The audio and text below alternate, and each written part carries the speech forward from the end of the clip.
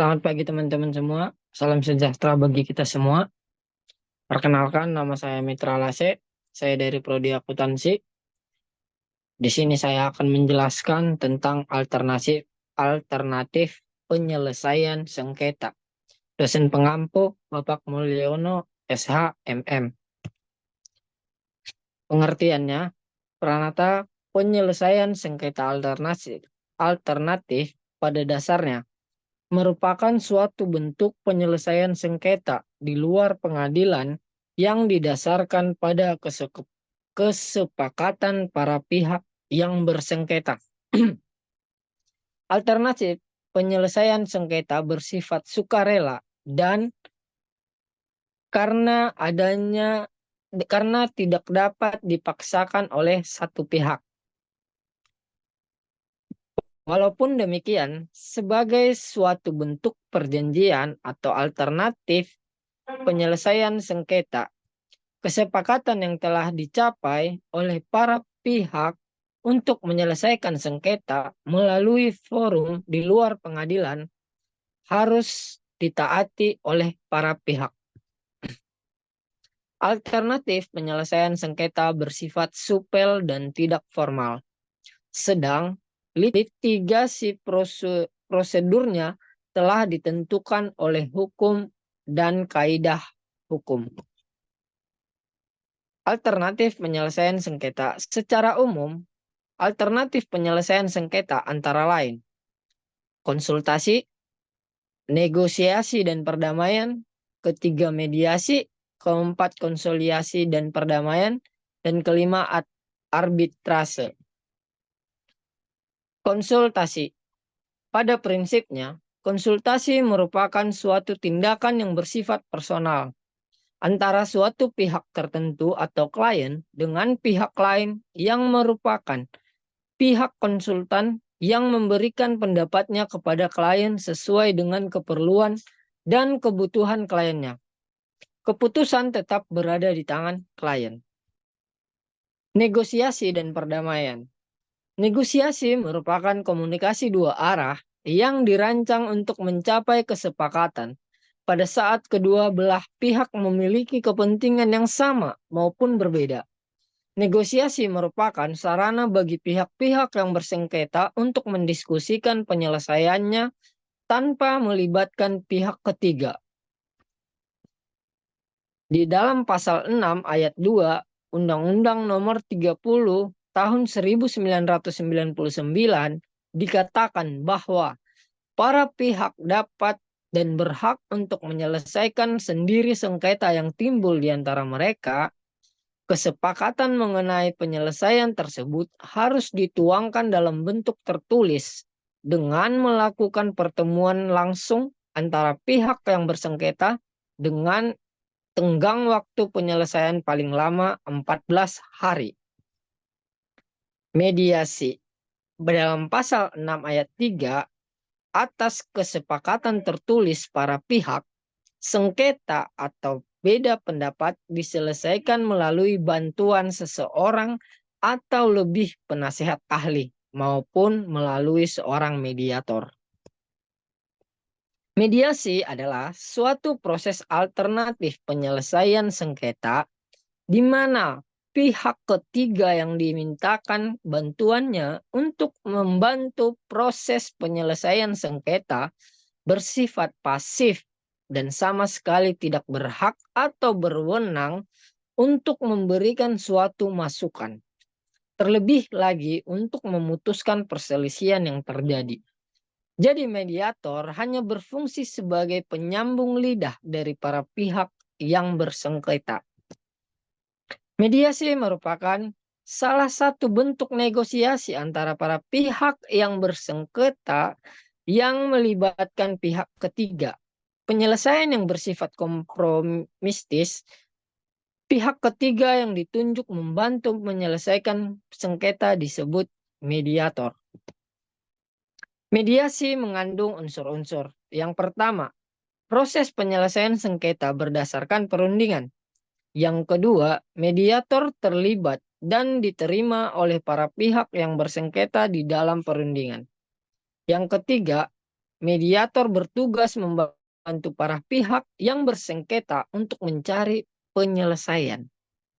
Yang keempat, tujuan mediasi untuk mencapai dan menghasilkan kesepakatan yang dapat diterima pihak-pihak yang bersengketa guna mengakhiri sengketa. Lalu, apa saja sih tugas mediator? Tugas mediator di sini ada dua, yaitu bertindak sebagai seorang fasilitator sehingga menjadi pertukaran informasi yang dapat dilaksanakan. Kedua, menemukan dan merumuskan titik-titik persamaan dari argumentasi para pihak dan berupaya untuk mengurangi perbedaan pendapat yang timbul. Jadi tugas mediator lebih ke arah untuk menyimpulkan dan mencari jalan keluar dari sengketa yang sedang terjadi. Nah, yang selanjutnya adalah konsoliasi dan perdamaian. Konsoliasi dalam Undang-Undang Nomor 30 Tahun 1999 adalah suatu tindakan atau proses untuk mencapai perdamaian di luar pengadilan.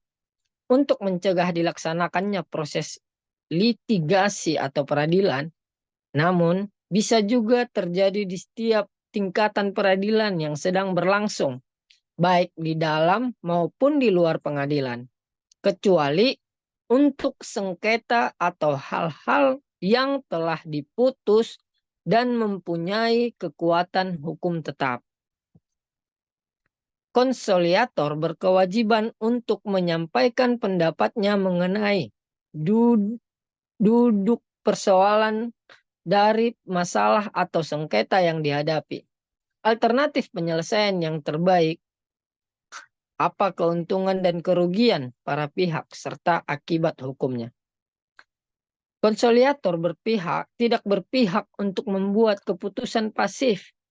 Keputusan akan diambil sepenuhnya oleh para pihak yang dituangkan dalam bentuk kesepakatan. Lalu kita selanjutnya yaitu arbitrase.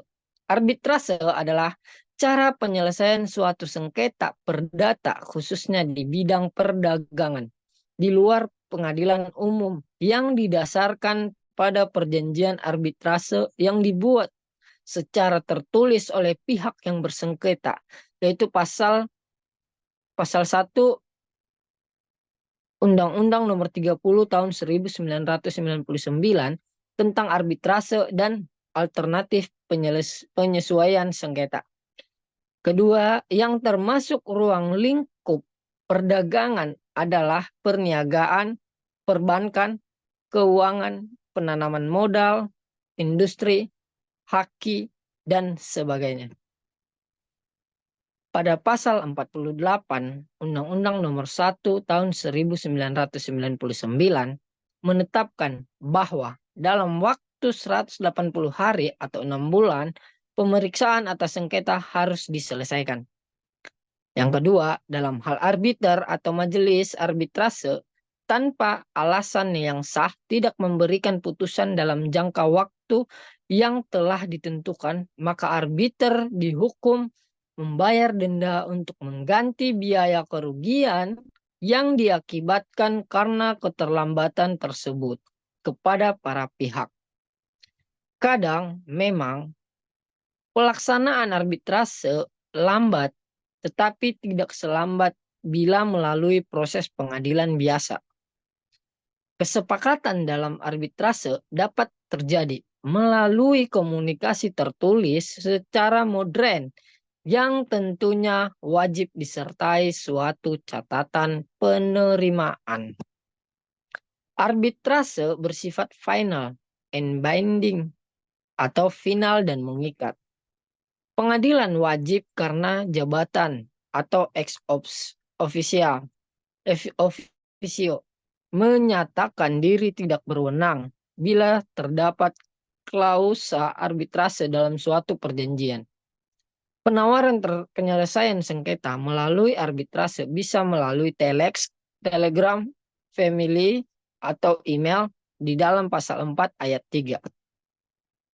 Syarat utama untuk dapat dilakukan arbitrase adalah adanya suatu perjanjian untuk berarbitrase pada pasal 1 ayat 1. Perjanjian arbitrase dibuat dengan akta notaris yang isinya memuat pasal 9 ayat 3. Yang pertama, masalah yang dipersengketakan. Yang kedua, nama lengkap dan alamat para pihak. Yang ketiga, nama lengkap dan alamat arbiter. Yang keempat, tempat arbitrase akan mengambil keputusan. Yang kelima, jangka waktu 6 bulan penyelesaian masalah dengan cara arbitrase. Yang keenam, pernyataan kesediaan dari pihak yang bersengketa untuk menanggung segala biaya yang diperlukan untuk pemeriksaan sengketa melalui arbitrase. Arbiter bisa tunggal atau banyak, tetapi jumlahnya harus ganjil. Pihak yang berkeberatan terhadap pengangkatan hakim arbiter mengajukan hak lingkar paling lama 14 hari sejak pengangkatan. Semua pemeriksaan sengketa oleh majelis arbiter dilakukan secara tertutup karena arbitrase bersifat konfidensial.